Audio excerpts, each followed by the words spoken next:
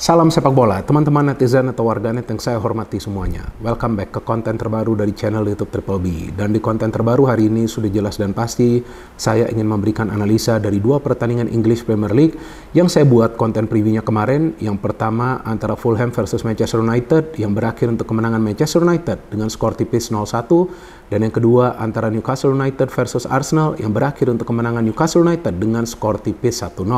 Di konten preview tersebut, saya memberikan prediksi bahwa kemungkinan besar Manchester United akan meraih kemenangan. Dan betul, MU bisa menang walaupun dengan skor yang tipis dan dengan permainan yang cukup mengkhawatirkan.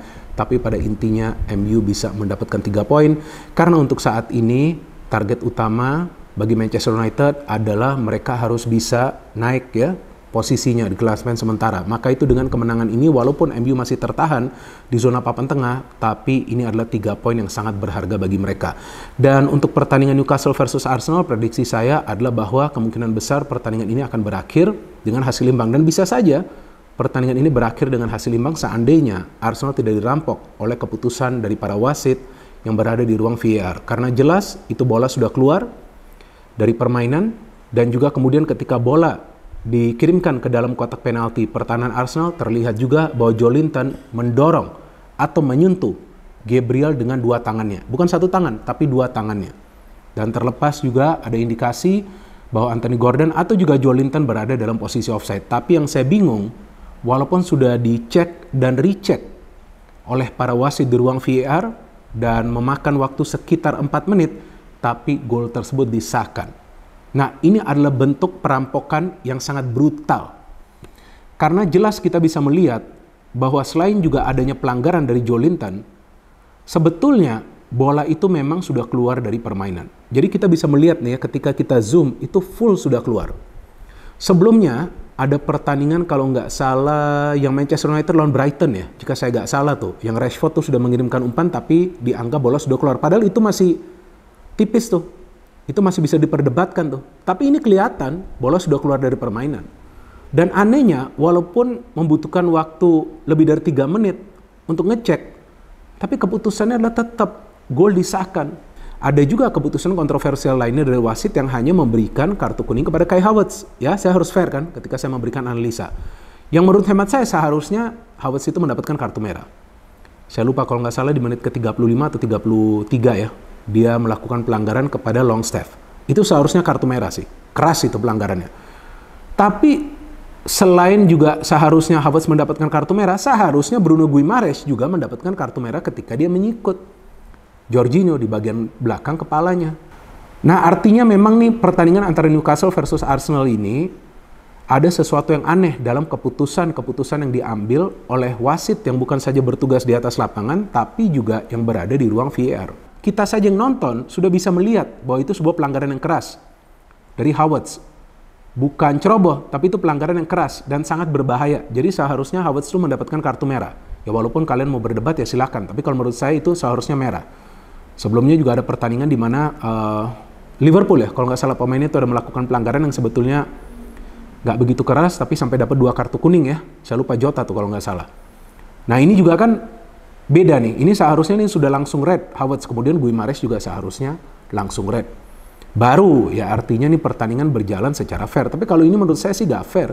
Walaupun dari segi permainan, Arsenal mendominasi jalannya permainan, tapi mereka juga tidak efektif untuk bisa menciptakan banyak peluang yang berbahaya. Karena faktanya, dari belasan peluang yang bisa mereka ciptakan, belasan juga yang off target atau melenceng. Kalau kita melihat statistik yang on targetnya itu hanya 1 dari Martinelli di babak pertama tuh yang syutingnya juga bisa dengan aman ya ditangkap oleh Nick Pope.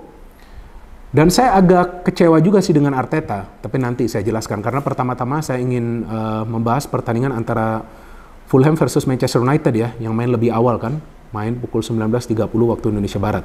Oke, so anyway, in this match Fulham versus MU, kita tahu ini adalah pertandingan di mana Ten Hag harus membawa timnya meraih kemenangan. Bukan seri, tapi harus meraih kemenangan. Karena MU dalam 2 pertandingan terakhir itu kalah. Jadi untuk bounce back, untuk bangkit, mereka harus menang. Dan untungnya bagi MU, mereka bertemu Fulham yang memang performanya lagi merosot juga. Walaupun memang ya mereka sudah 3 kali meraih kemenangan ya, kalau nggak salah ya. Tapi performa mereka lagi merosot juga. Karena faktanya sebelum lawan MU, Fulham ini baru bisa mencetak 9 gol dari 10 pertandingan mereka. Artinya mereka punya masalah dalam goal scoring. Ketika sebuah tim punya masalah dalam goal scoring, artinya mereka punya masalah dalam melakukan finishing. Kalau dari segi peluang, Fulham itu dari setiap pertandingannya bisa menciptakan peluang, tapi finishing mereka yang nggak bagus. Maka itu striker mereka, Jimenez pun kan belum bisa mencetak gol sesuai ekspektasi ya. Di pertandingan semalam pun dia akan masuk dari bangku cadangan.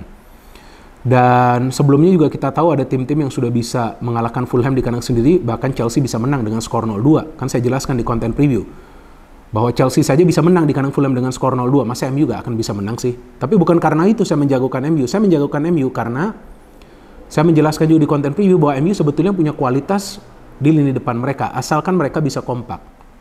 Dan bagusnya di pertandingan semalam, para pemain MU di depan itu kompak. Sehingga secara keseluruhan, MU yang bisa menciptakan lebih banyak peluang yang berbahaya. But the problem with MU is that mereka punya masalah di lini tengah ketika para pemain itu terlambat untuk menutup ruang yang terbuka. Sehingga para pemain Fulham berkali-kali bisa merancang counter attack dan mengancam pertahanan dari MU, tapi sangat disayangkan para pemain Fulham pun sulit melakukan finishing atau create chances yang berbahaya. Padahal mereka punya Alex Iwobi, punya Willian, punya Palhinha, punya Wilson, yang sebetulnya senantiasa bisa membangun serangan balik dan membuka pertahanan dari MU. Tapi masalahnya adalah end produknya gak bagus. Maka itu di babak pertama, kalau menurut hemat saya tuh Fulham hanya mendapatkan 1 peluang yang berbahaya dari Willian ya, yang tendangannya melenceng.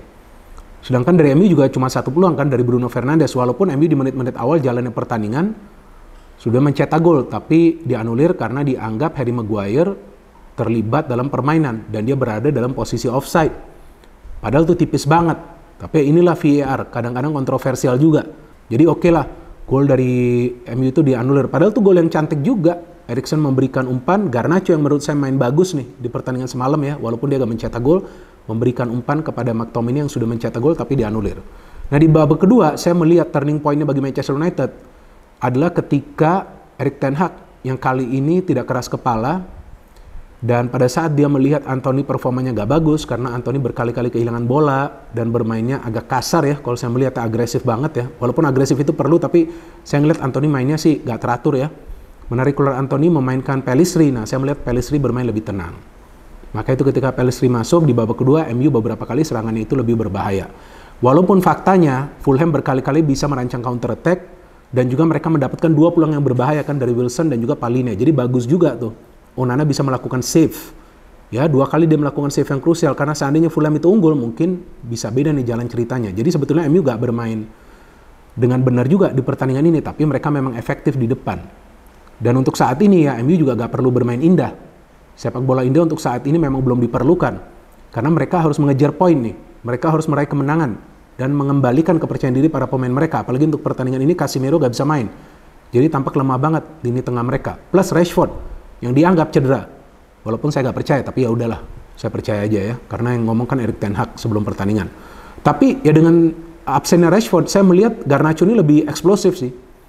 Jadi dia memang menekan para pemain Fulham ya, dan memaksa mereka mau nggak mau tuh beberapa kali membuat kesalahan. Sebelum akhirnya MU setelah beberapa kali mendapatkan peluang, Garnacho mendapatkan peluang, Pellistri mendapatkan peluang, akhirnya mereka mencetak gol di masa injury time. Ini sama seperti musim lalu ketika Garnacho kalau nggak salah mencetak gol di masa injury time, tapi kali ini kapten mereka Bruno Fernandes yang dalam beberapa hari terakhir dikritik keras. Dia bisa membungkam para kritikus termasuk saya tentunya, karena saya juga mengatakan kan bahwa Bruno lebih banyak mengeluh. Tapi ya kali ini dia dibutuhkan untuk melakukan finishing, dan menurut saya MU bisa mencetak gol karena finishing dari Bruno dan juga karena kesalahan dari para pemain Fulham yang tidak bisa menghalau bola dari area yang berbahaya. Dan sekarang saya ingin membahas pertandingan kedua antara Newcastle versus Arsenal yang berlangsung dengan tempo tinggi. Pertandingan memang berlangsung atau berjalan ketat, tapi keras, banyak sekali pelanggaran yang terjadi di pertandingan ini. Namun saya melihat secara permainan Arsenal lebih mendominasi, tapi masalah mereka itu di depan. Yaitu ketika para pemain mereka gagal melakukan finishing berkali-kali dan tampak permainan mereka sudah bisa dibaca oleh para pemain Newcastle karena mereka selalu menyerang dari kedua sektor sayap. Sebab Odegaard absen di pertandingan ini. Nah ini yang saya mau jelaskan kepada teman-teman bahwa Arteta melakukan kesalahan karena dari awal tidak memainkan Vieira. Untuk apa dia memainkan Havertz? Saya nggak ngerti juga nih kenapa harus Havertz, kenapa bukan Vieira? Karena idealnya Vieira yang bermain ketika Odegaard itu absen. Jorginho boleh, silakan Anda mainkan Jorginho. Mungkin Arteta adalah fan-nya dari Jorginho, mungkin Arteta mengingat masa lalunya ketika melihat Jorginho bermain. Ya gak masalah jika Anda mau memainkan Jorginho, tapi kenapa Vieira tidak Anda mainkan? Ya dia gak dengar juga sih saya ngomong begini, tapi ini kan pertanyaan saya ya. Ya mungkin teman-teman juga bisa menjawabnya, ada kolom komentar di bawah konten ini. Seharusnya Vieira yang bermain dari awal.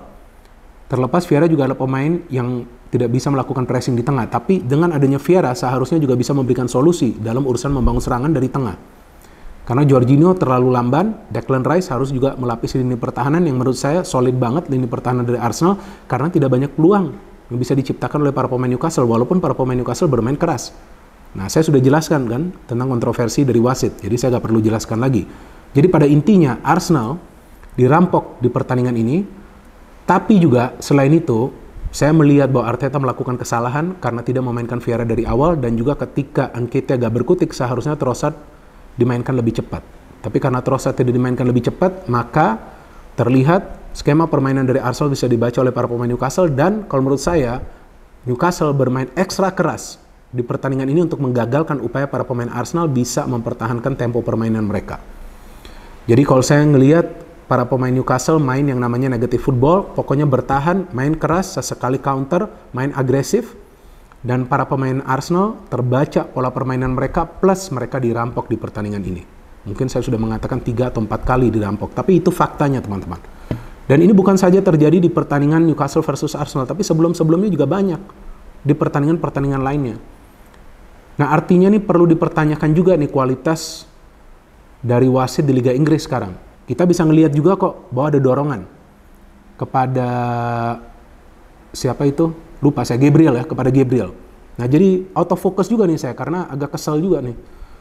Jadi sangat disayangkan Arsenal kalau untuk pertama kalinya dengan cara seperti itu. Walaupun ya lagi-lagi saya ulangi, permainan mereka juga agak efektif di sepertiga bagian lapangan. Oke, mereka bisa menciptakan peluang, tapi masalahnya kan dalam urusan melakukan finishing, dan sangat disayangkan juga Partey absen di pertandingan ini. Jadi dengan absennya 2 pemain pilar, ya tampak Arsenal juga sebetulnya kewalahan di pertandingan ini. Dan saya pikir Newcastle beruntung juga bisa meraih kemenangan. Dan seharusnya pertandingan ini ya saya pikir kalau berakhir dengan hasil imbang juga adalah hasil yang fair juga. Tapi faktanya bahwa Arsenal kalah untuk pertama kalinya musim ini, dan kita tunggu nanti pertandingan antara Luton versus Liverpool. Jika Liverpool menang berarti mereka akan mengambil alih posisi dari Arsenal. Tapi untuk sementara ini juga kemenangan dari Manchester United sangat penting karena juga mengamankan posisi dari Erik ten Hag dan juga memberikan kepercayaan diri kepada para pemain dari Manchester United. No hate, no politics, only football. Salam sepak bola.